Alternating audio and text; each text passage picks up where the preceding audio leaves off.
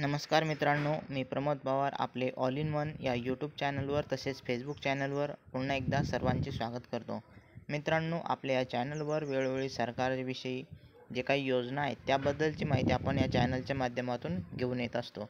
मित्रांनो, आजच्या व्हिडिओच्या मार्फत जे आपल्या राज्य सरकारने लाडकी बहीण योजना सुरू केली आहे त्याबद्दलची सविस्तर माहिती आजच्या या व्हिडिओच्या मार्फत मी आपल्यापर्यंत पोहोचवण्याचा प्रयत्न करणार आहे.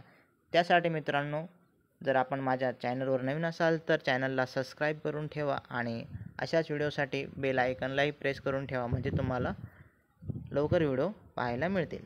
तर पहा, महाराष्ट्र सरकारने लाडकी बहीण योजनेसाठी काय काय अटी आणि शर्ती ठेवल्या आहेत ते पाहून घेऊया आणि काय विशेष माहिती आहे.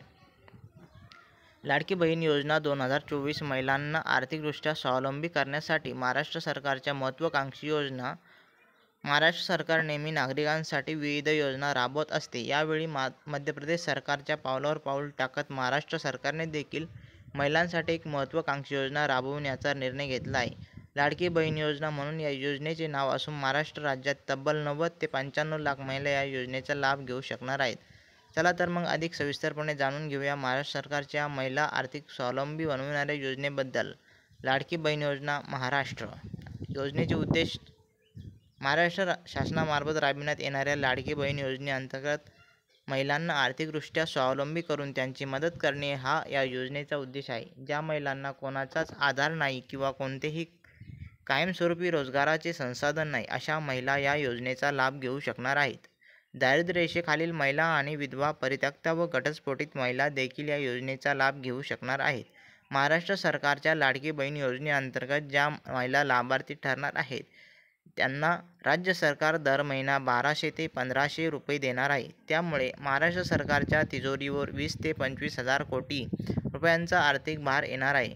परंतु महाराष्ट्र सरकार महिलांना आर्थिक मदत देण्याच्या योजनेच्या निर्णयावर ठाम असून दारिद्र्य रेषेखालील अनेक महिलांना या योजनेचा लाभ देण्यात येणार आहे. महिला लाभार्थी होण्यासाठी पात्रता. महिला महाराष्ट्र राज्याची नागरिक असावी. महिलेचे वय 21 ते 60 वर्ष दरम्यान असावे. महिलेचे वार्षिक उत्पन्न 60,000पेक्षा कमी असावे. महिलेकडे दारिद्र्य रेषेखालील रेशन कार्ड असावे. विधवा, परित्यक्ता, घटस्फोटित महिलांना देखील या योजनेचा लाभ घेऊ शकतात. लाडकी बहीण ही महाराष्ट्रात सरकारच्या माध्यमातून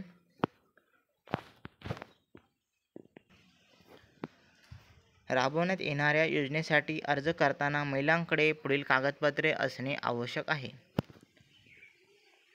आधार कार्ड, रेशन कार्ड, बँक खात्याचा तपशील, रहिवासी दाखला, जन्म दाखला, 2 पासपोर्ट साईज फोटो.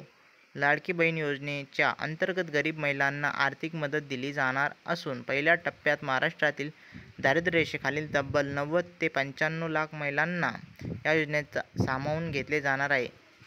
या योजनेचा ऑनलाईन अर्ज सध्या चालू नाही.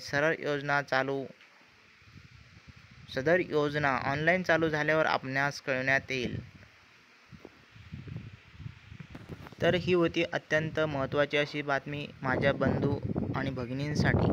तर मित्रांनो, ही माहिती जर महत्त्वाची वाटत असेल तर इतरांपर्यंत शेअर करा. सर्वांना याचा फायदा होईल आणि ज्यावेळेस योजना चालू होईल त्याबद्दलचे अपडेट आम्ही ह्या चॅनलच्या मार्फत आपल्यापर्यंत पोहोचवू. मित्रांनो, व्हिडिओला लाईक करायला विसरू नका. असेच व्हिडिओ आम्ही आपल्यासाठी घेऊन येत असतो ज्यामुळे आम्हाला आपल्याकडून प्रोत्साहन मिळते. धन्यवाद.